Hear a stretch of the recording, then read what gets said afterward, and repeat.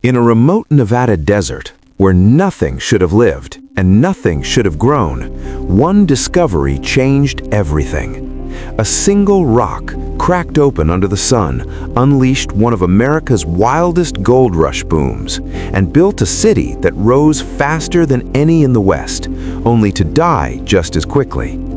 This is how a handful of glittering gold created Rhyolite, and how it destroyed it. This is the true story of Rhyolite, Nevada's most spectacular boomtown. It was a place where fortunes were made before breakfast and lost by dinner. A city that rose from the dust to rival the greatest capitals of the West, only to be completely abandoned just 10 years later. But before the marble banks, the electric lights, and the railroad tycoons, there was only the burning silence of the Amargosa Desert. And it all began with one lucky strike.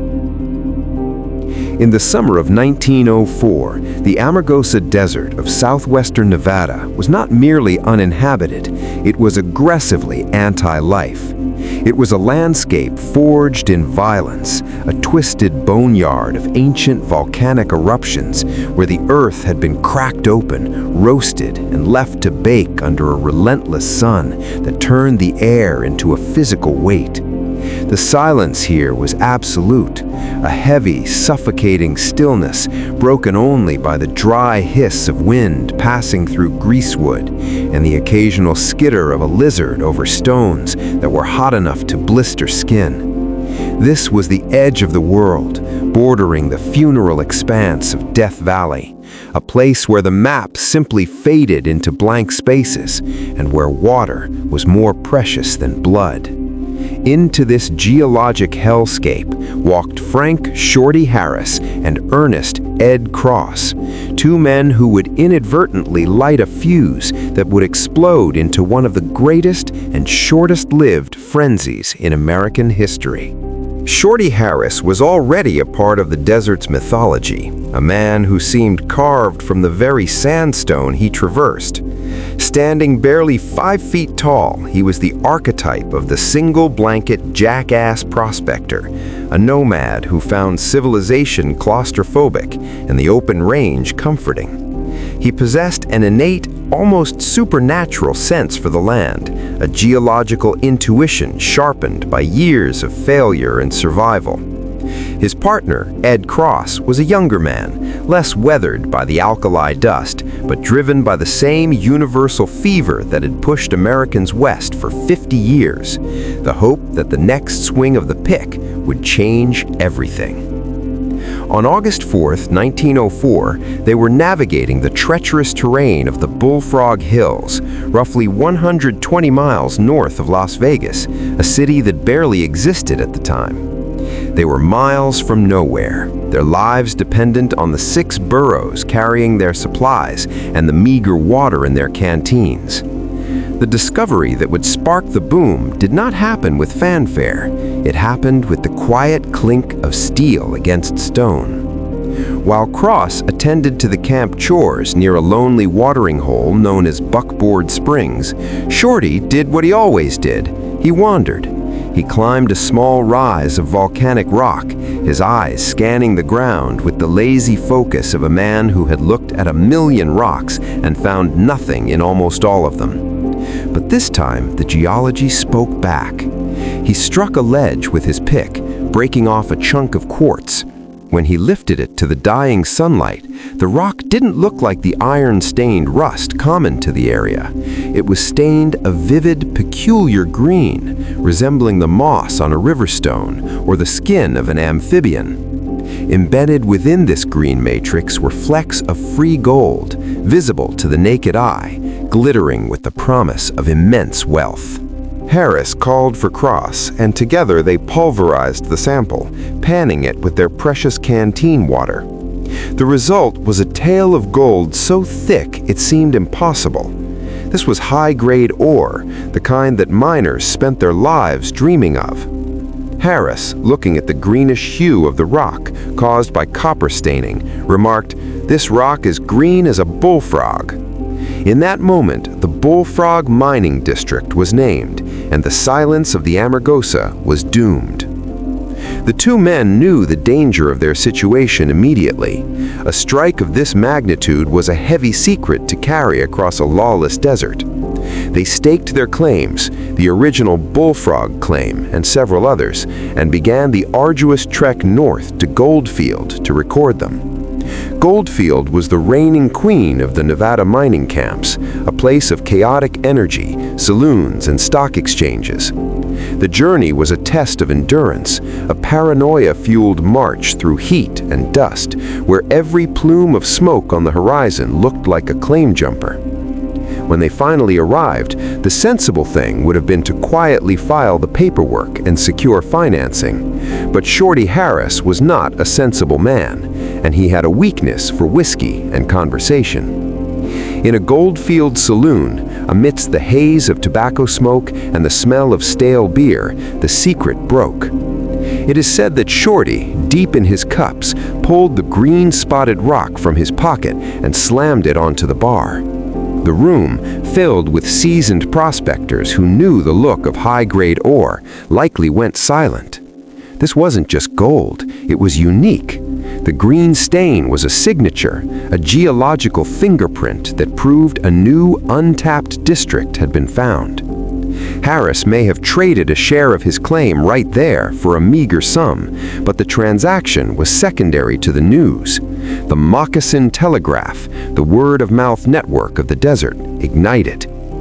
The reaction was instantaneous and violent, a phenomenon known as the Bullfrog Rush. It was less a migration and more an evacuation. Goldfield, Tonopah, and camps as far away as California emptied out. Men dropped their tools in the middle of shifts, shopkeepers locked their doors, and gamblers cashed out their chips. Within days, the lonely trail Shorty and Ed had walked was choked with a bizarre parade of humanity.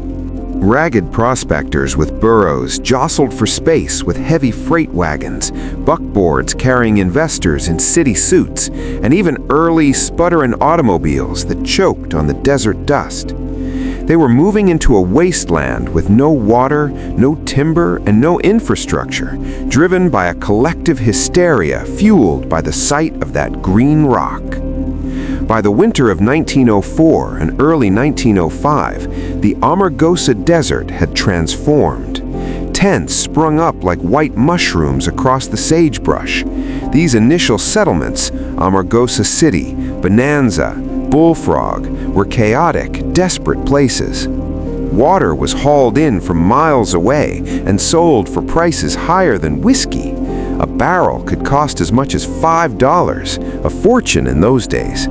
Sanitation was non-existent. The desert nights were freezing, the days blistering, and the wind was a constant, abrasive companion. Yet the optimism was blinding. The assay reports coming out of the district were staggering, with some samples showing thousands of dollars of gold per ton. This wasn't just a poor man's camp where one panned for dust in a creek. This was hard rock mining, requiring deep shafts and heavy machinery. It became clear that the tent cities clinging to the steep hillsides near Shorty's original claim were insufficient for the magnitude of the boom. A new site was needed, a place flat enough and grand enough to hold the city that the speculators were already imagining. A mile away, in a bowl-shaped valley surrounded by pink and golden ridges, the town site of Rhyolite was platted. It was named after the silica-rich volcanic rock that formed the surrounding mountains. Unlike the organic, haphazard growth of other camps, Rhyolite was designed with ambition from day one. Streets were laid out in a grid, lots were sold for exorbitant prices before a single building was constructed. The turning point that elevated Rhyolite from a camp to a sensation was the arrival of big capital. The green rock had caught the attention of Eastern industrialists, including Charles M. Schwab, the steel magnate. Schwab didn't just bring money, he brought legitimacy. He purchased the Montgomery-Shoshone mine, discovered shortly after Harris's strike, and poured millions into its development. When a man of Schwab's stature invested, the world followed. The narrative shifted from a story of a lucky prospector to a story of industrial conquest. The railroad was coming, the electricity was coming, the water pipes were coming. As 1905 dawned, the forgotten miracle began to take shape. The tents were replaced with wood, and the wood was rapidly being replaced by concrete and stone. The sound of the desert wind was drowned out by the rhythmic pounding of stamp mills crushing ore and the shouts of stock traders buying and selling shares of mines that often existed only on paper. The Bullfrog District had become the most exciting place in America, a vortex of greed and hope swirling in the middle of nowhere. Shorty Harris, the man who started it all, would eventually wander away, looking for the next strike, leaving behind a city that was growing faster than reality could sustain. But in those early, heady days, there was no thought of the fall. There was only the green rock, the heat, and the absolute certainty that they had found the new El Dorado in the burning silence of the Nevada desert.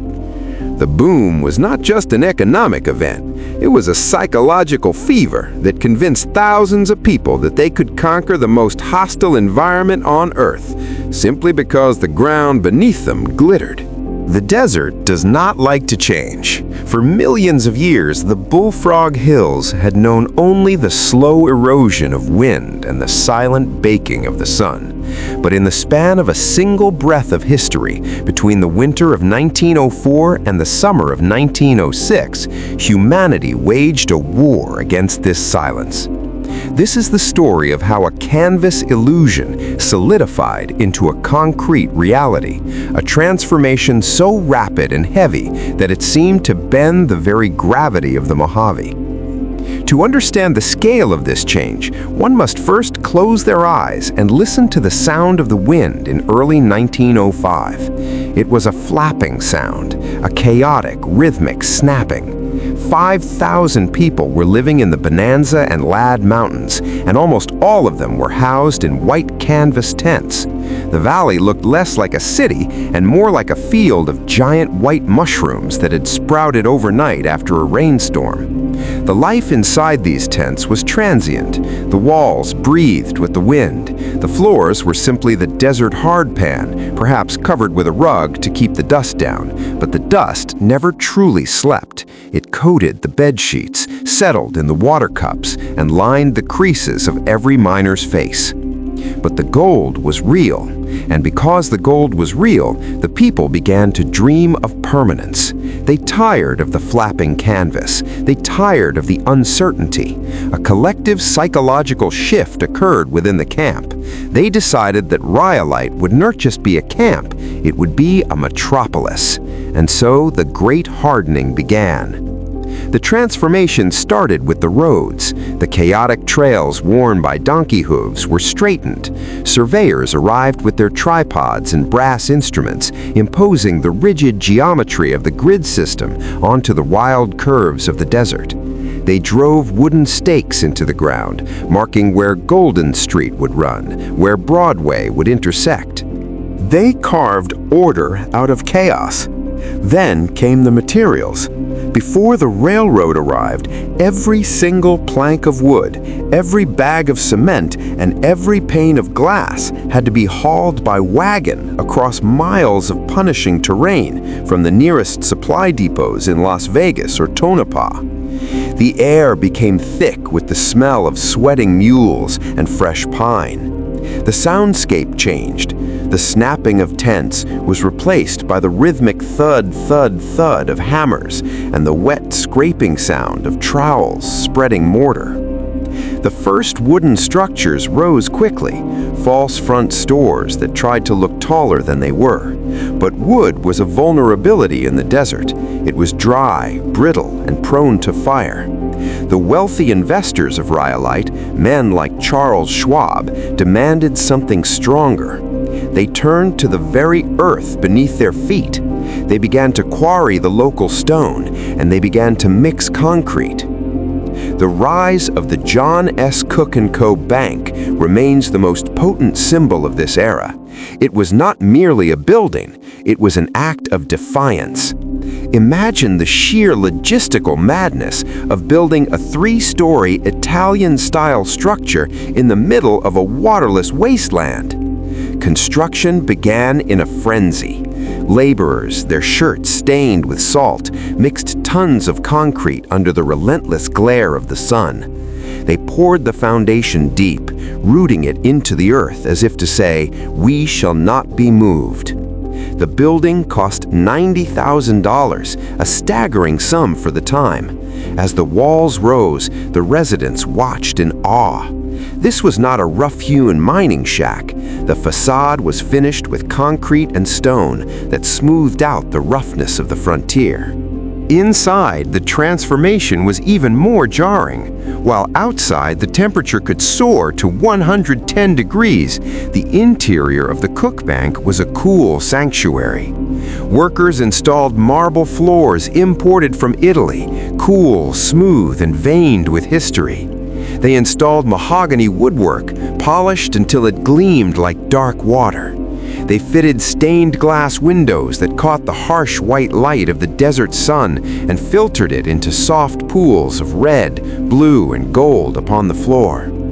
When the electric lights were finally turned on, the building glowed like a lantern against the dark desert night, a beacon of civilization visible for miles. Simultaneously, the Overbury building was climbing towards the sky. It was the first 3-story building in the district, a towering monolith of stone and brick. It was designed to house the frantic energy of the stock exchange. Here, the air did not smell of sagebrush, it smelled of cigar smoke and ink. The building was equipped with modern plumbing, a luxury that was nothing short of miraculous.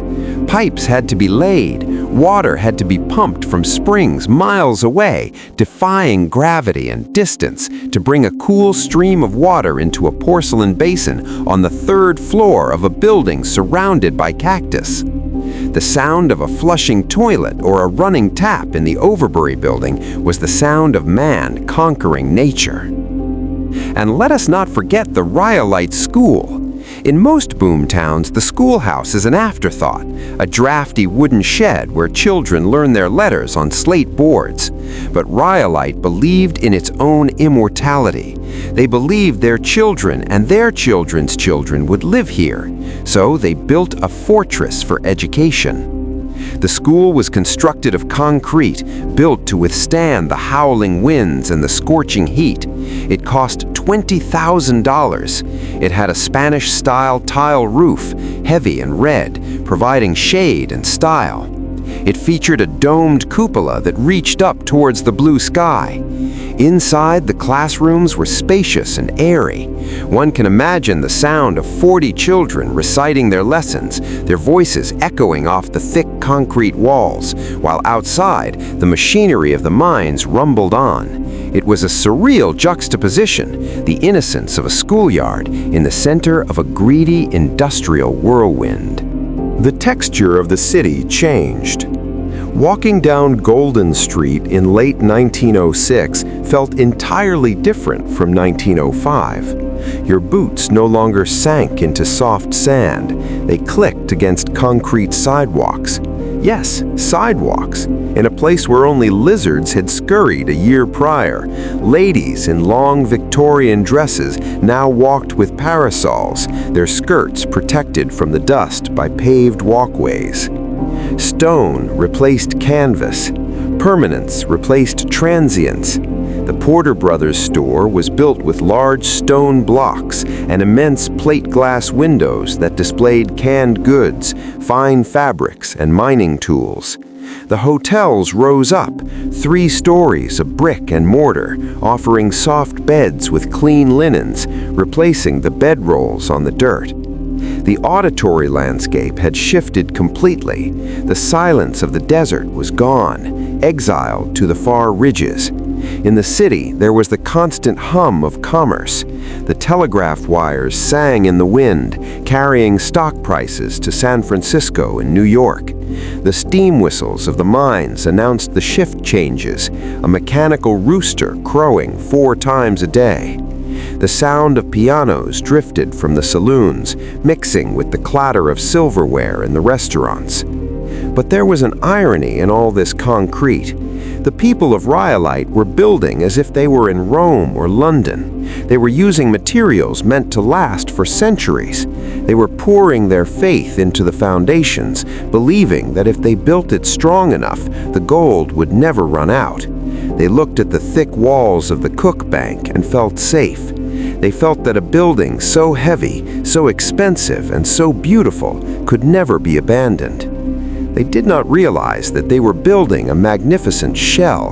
They were constructing a stage set for a play that would end too soon. The concrete was real, the marble was real, and the stained glass was real, but the economic foundation upon which it all rested was as fragile as the canvas tents they had so eagerly torn down.